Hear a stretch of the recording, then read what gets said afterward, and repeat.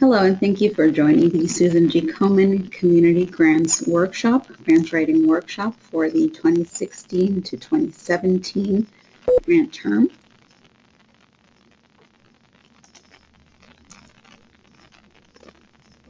This workshop is held on an annual basis to support organizations during the process of submitting an application for community grants to support their breast cancer projects. During this session, you will learn details about the community profile, in this case the community profile for 2015, as well as funding priorities for the organization. Susan G. Komen will also provide you with details about the grant application content as well as the timeline. The grant application will be submitted on an online system called the GEM system or Grants e-management system. The goals of this workshop are to explain the process of the community profile and the RFA, simplify the grant writing process for smaller organizations to feel comfortable with submitting a grant application to Susan G. Komen, as well as to improve the quality of grant proposals that are received on an annual basis. This is also conducted with the purpose of allowing grant applicants the opportunity to network with other grant applicants. Susan G. Komen, for those of you who may not be familiar with, is in a global organization that's based in Dallas, Texas. This organization was founded in 1982 by Nancy Bricker and was founded for her sister, Susan G. Komen, that died at 36 years old with breast cancer. The vision is to have a world without breast cancer, and our mission is to save lives and end breast cancer forever by empowering people, energizing science to find the cures, and ensuring that there's care for all women and men.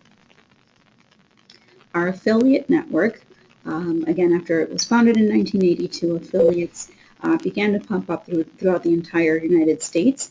We now have 111 affiliates throughout the United States, as well as affiliates in Germany, Italy, Puerto Rico, and now Mexico. Our history in Connecticut: we founded our first Race for the Cure in 1994. In 2007, hired our very first executive director. We have 5 staff members that work in the Komen Connecticut office. And in 2010, we recorded an estimated $24 million, just over $20 million invested in Connecticut since our inception. Today, Komen Connecticut joins Komen, Massachusetts to provide funding in both states. We do have 2 separate funding pots. However, Komen, Massachusetts and Connecticut will be merging over the next year, soon to be called Komen of Southern New England. Over $11 million has been invested in communities in Connecticut to community grants. Our research funds are pooled into a large pool of grants with Susan G. Komen National. So in Connecticut, we currently do not have any research grant funds. They are managed by our headquarters, but we do have about $26 million that have been able to support different projects in Massachusetts. Some details of the community profile. In 2007, 2009, and 2011, Komen recorded that nearly 3,000 women were diagnosed with breast cancer on an annual basis. We collected data from the Department of Public Health, national data that was provided to us by the National Cancer Institutes, and we work very closely with epidemiologists that can help us with analyzing those results. So if you're taking a look at the map, this is a map that we began utilizing in 2011, and it was very helpful to determine where grant dollars should be allocated. There have been some areas that have dropped off from the 2011 data that was collected, and areas that have increased numbers of breast cancers, number of cases, as well as a change in the pattern. So some towns that were not on the map before may have a higher late stage, high mortality, or high incidence rate this time around. Everyone that participates in this grant application process will receive, upon request, details of these summaries, of these reports that help us collect the data and analyze it for the purposes of funding. So the image that you're taking a look at the moment is the incidence rates by town in Connecticut, the incidence rates with the highest number of breast cancers diagnosed, as well as those that have a statistically significant higher age-adjusted incidence rate than the average of the state.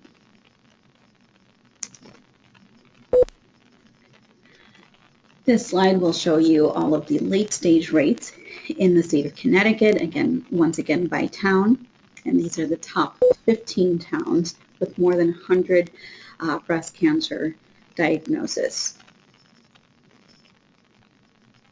It's no surprise to us that through the qualitative data that was collected through focus groups, interviews with physicians, as well as a survey that had gone out to 113 organizations, we learned that there are limited resources for accessing breast health services in rural areas. One example is in New London, Norwich, and New Milford, towns in Connecticut, as well as, and it was a surprise to us, in Danbury, Connecticut. Waterbury is another area that remains underserved for breast health services, so we are looking to support organizations that will increase services or expand services to women in those towns and cities. There are limitations due to the type of health plans that women have been electing over the past couple of years since the Affordable Care Act came into play. Many women sign up, are enrolled into programs, and are not familiar of what their options are or what they should elect, and do elect plans that wind up costing them more in the long run when they do seek services. There is a lack of screening among women who are unemployed and have limited insurance coverage or decline insurance altogether, as well as women who are unemployed and do not have insurance at all, and women who are insured that encounter barriers when accessing services. So women who may have insurance, and again, back to discussing women who may have dense breasts and need diagnostic screenings and are unable to obtain those because of the very high deductible costs. Regardless of how much effort Susan G. Komen, other organizations related to breast health and committed to creating awareness of breast health, as well as our partners, we're still struggling with the awareness. Though everything turns pink during the month of October, and we do have many different events throughout the entire year, throughout the entire state of Connecticut, we are still not reaching the correct communities. And we really need to improve those services to reach women who are working, to reach women who are unemployed, taking care of small children, and reaching women who are younger than 40, to address those myths that only after you're 40 you need those screenings, because we do have a very high number of women who were part of our focus groups who were diagnosed under 40 years of age.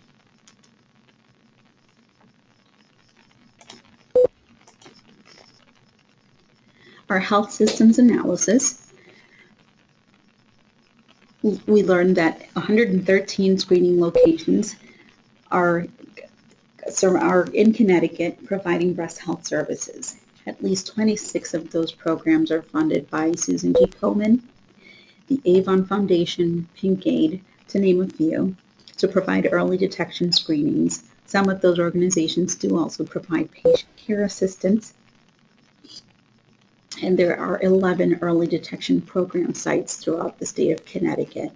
Within those programs, there are contracted providers who additionally provide services, resources for women who need to obtain early detection services.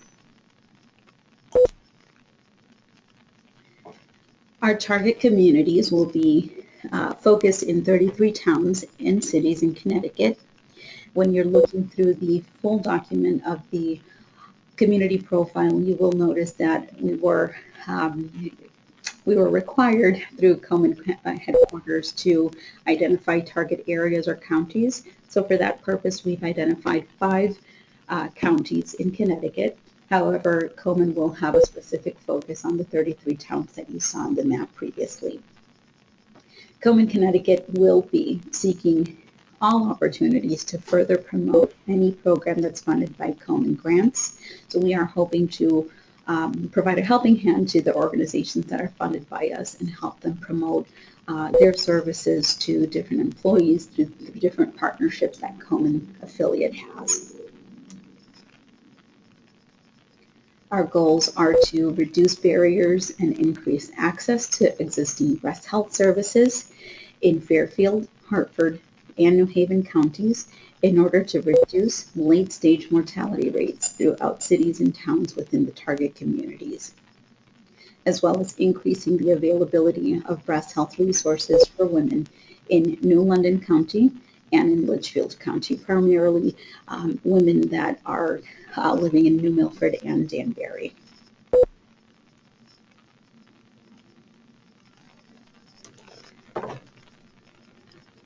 Our 2 main grant funding priorities will be to support organizations that are seeking to eliminate the financial barriers to screening by allocating grant funds for early detection programs in each target community, as well as eliminating barriers that prevent or delay entrance into breast cancer screening programs or into treatment. The candidates for the Susan G. Komen grant funds will be any organization who's able to provide early detection screening services by providing clinical breast exams, ultrasounds, mammograms, as well as biopsies, which is very new to our program. We have not awarded any organization in the past to provide biopsies. So for the 2016-2017 grant program, grant term, we will be awarding organizations that are able and equipped to provide the biopsies. The maximum request may be up to $7,500, and we may work with the organizations that are awarded if that needs to be increased along the year. We are seeking to support screening programs based at radiology centers, mobile mammography programs in Connecticut, as well as community health centers that can guarantee that there's a fast-track program that would provide women with easy access into care. Patient navigation programs will be funded as well. We are seeking for new, creative, innovative programs that would provide patient navigation services, and we are looking to fund organizations that have 1 full-time breast cancer navigator, and this person would be known as the Susan G. Komen patient navigator. We did create a sample job description that can help you determine whether or not your organization should apply for patient navigation funds.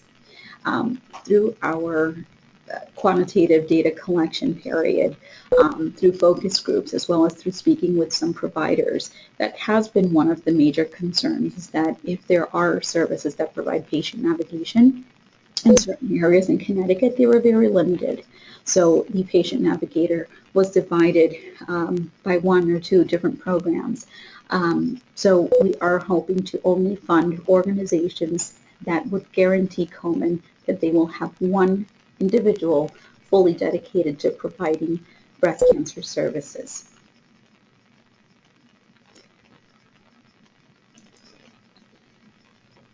Susan G. Komen does recruit an independent reviewer panel. This consists of individuals who have public health, oncology, social work, community health backgrounds, as well as women who have accessed breast health services in the past.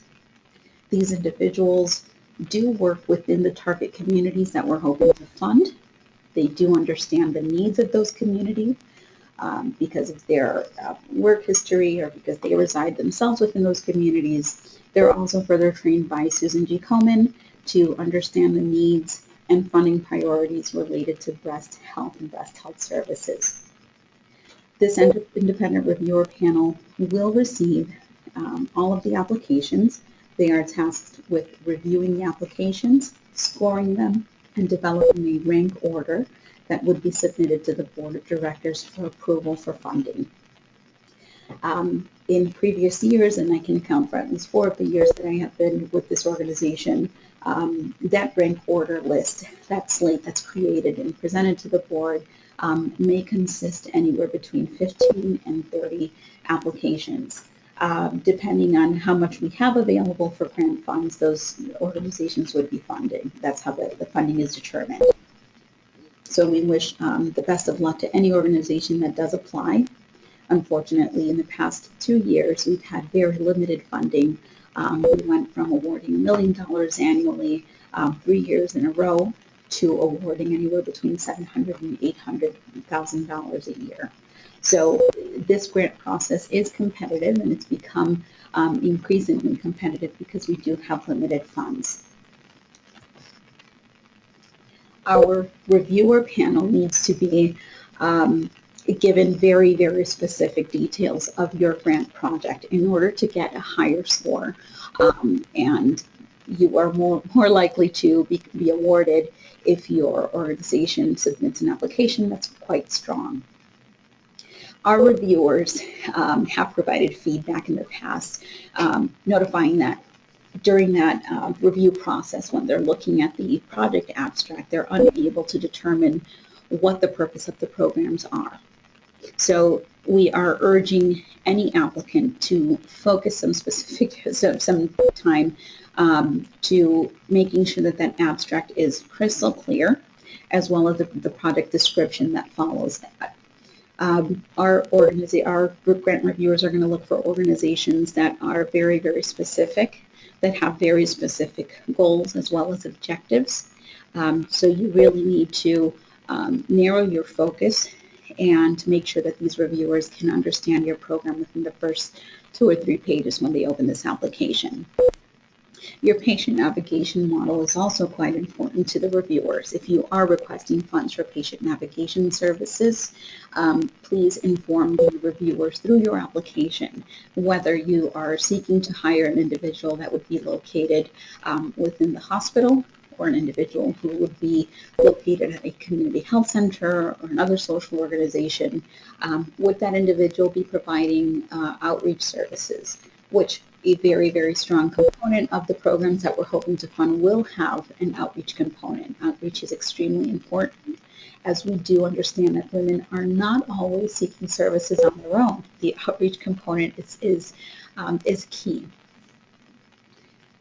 If you are also additionally looking for patient navigation funds, please ensure to describe who the organizations that you're collaborating with are.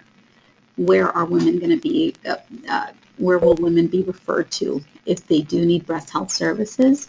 And is there a continuum of care if someone is diagnosed with breast cancer or has an abnormal finding and needs additional services? Key personnel is starred, again, due to Komen's change, and we are looking again to support organizations and provide awards to organizations that have 1 full-time breast health navigator, an individual who is solely dedicated to providing breast health services along the year. Your goals and objectives should be concise. When you're looking at the application through GEMS, you can easily get lost, and if you're a grant reviewer, we're hoping that we don't lose them because you have 25 different goals listed. So please try to keep your goals very specific, concise on that application. We do encourage the organizations who apply to enter no more than 4 goals for each application. If you do need to extend, that's okay, but please be aware that these reviewers have very limited time with your applications, and you really want to grab their attention. With fewer goals, I think that you'd be able to do that. Components of a successful grant.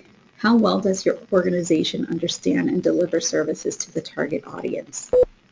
Do program personnel have the ability to connect with the target audience? Who is your target audience? Has that been determined by the team that's designing this program that you're seeking funds for? Does your organization have partnerships with other breast cancer programs that are willing to provide other services within the continuum of care if your organization does not have all of the components? If you are an organization that's providing screening, where are your referrals coming from? If you're an organization that's providing patient navigation services, where will women be referred to? If any part of your application has pull, please know that the grant reviewers may either request us not to fund the organization at all. They may give us the application back to us so we can connect with you and have you complete it again.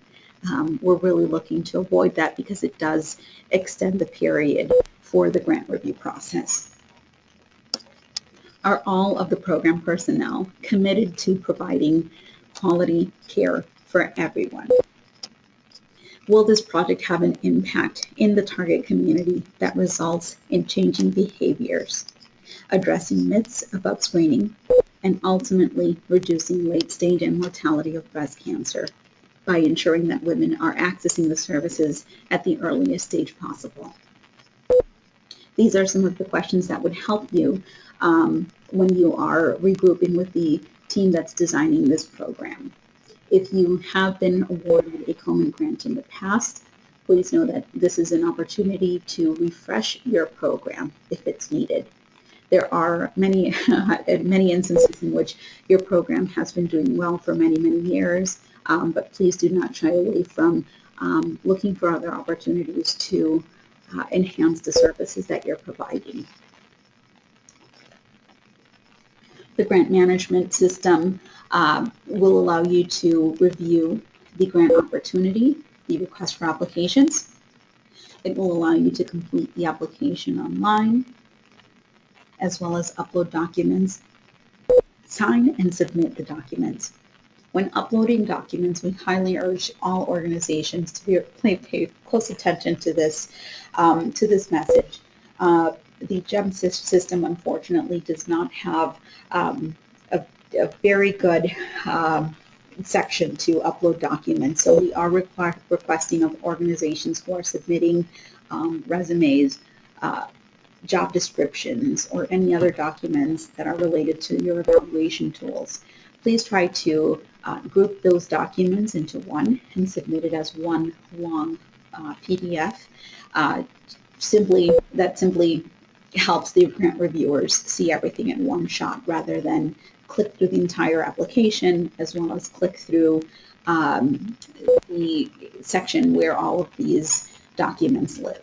So if you are able to do that, to look for either seek assistance from your IT division, see if you can upload all of those documents in one. Just compile them all into one big PDF file. That would facilitate this process for the reviewers.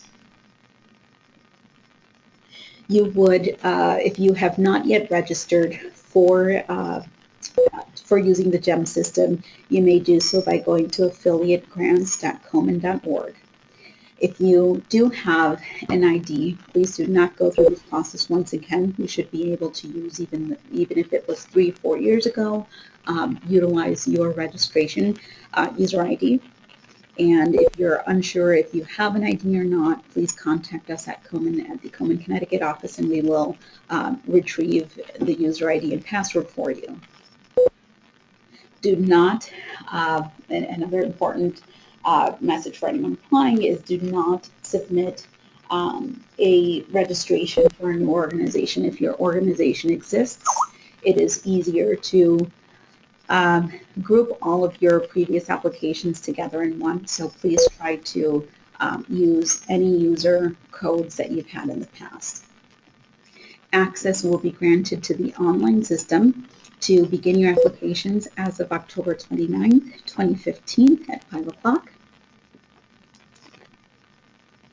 And once again, regarding the GEM system does require all organizations to assign the product director role to one individual that would be able to have the responsibility of this day-to-day entering of data, collecting reports, submitting reports, working closely with the authorized signer if it's necessary. So just elect one individual within your organization that does have the time, as it is a time-consuming process when you're applying or submitting reports in the future. Project director roles may be changed if your organization is awarded. So come April or March of next year, March or April of next year, we would be able to make a change to that project director role. And your authorized signers, please be sure that it's an individual that's legally authorized to sign off on any documentation for grants in your organization.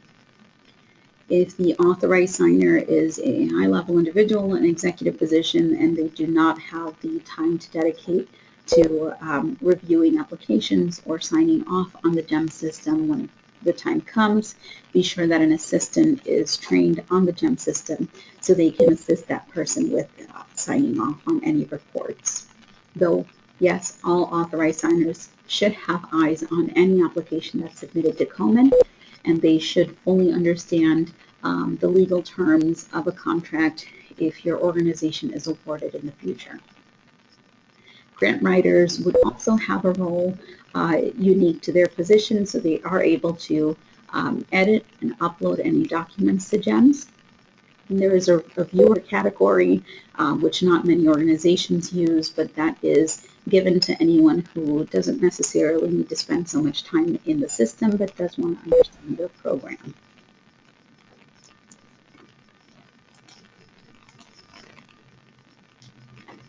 There will be a user guide, and there's actually, for those organizations who have applied for Komen before, there have been updates that were made to the application user guide.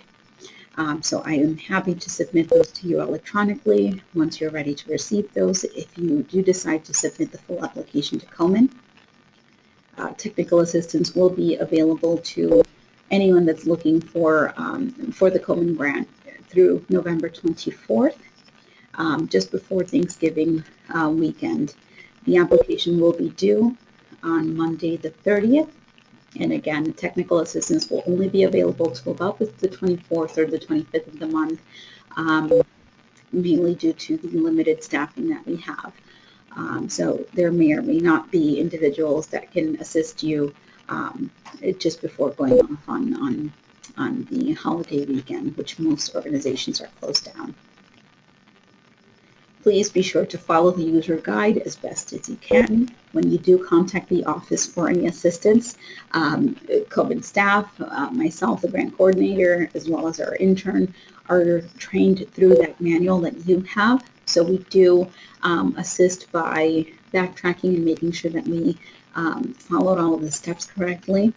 There are times that maybe you have missed a certain step to submitting the application, and we're happy to retrieve information for you or backtrack with you if you need it. But please know that we do rely on the very same manual that you have. Because the GEM system is still only 3 years old, there are some glitches in the system that we may need to address with Komen National by submitting a help desk ticket. So under those circumstances, you are encouraged to submit an email detailing what the issue is, and we can then troubleshoot that way. There were grant fund changes that were made in 2014. There are indirect costs that were reduced to 10%. The maximum allowable request for supplies is $1,000, and we were using Shop Komen for some time. That may change over the next couple of months, and you may need to request educational materials through another company, and we will notify any organization that's funded once the time comes. Salaries are strictly for community staff or clinical staff that are providing direct services. No supervisory roles will be able to request funding through a Komen grant. The project director should be prepared to be fully engaged in all aspects of the program, of the project, and that would be the person that we would connect with directly if we do have any concerns during the grant year or during the application process. This is a sample of how your GEMS applications will be scored. We've given a higher percentage to the impact. How you design your program is the most important piece for Komen this year. Feasibility of the program would be 20%, capacity would be 20%, and in the past we did allocate a percentage, so your application was weighted on collaboration, but that would not happen this year. We have selected the organizations that had very strong letters of intent and that we are certain have very strong collaborations within their communities. When you are informing the reviewers of those collaborations, please submit anywhere between 1 and a maximum of 3 letters of agreement or memorandums of understanding in your GEMS application. But please pay close attention to the impact because that's where your application would be scored the highest, and that's where it would be weighted. The timeline is to submit all applications by November 30th, 2015, and we will be notifying all of the applicants by April 2016 about the grant award. One last reminder is that all organizations may submit a maximum of 2 applications, and you may not exceed $80,000, as our board has instructed us to set a grant cap of $80,000. So once again, when you're designing your program, your services that you're hoping to deliver in the community, you're going to have to determine that with your team that's designing the project. How much would you request for each application if you are submitting 2 applications? Thank you so much. If you have any questions, please direct all of your questions to Denise Coordinato at 860-321-7806 or by contacting me by email, denise@komenct.org.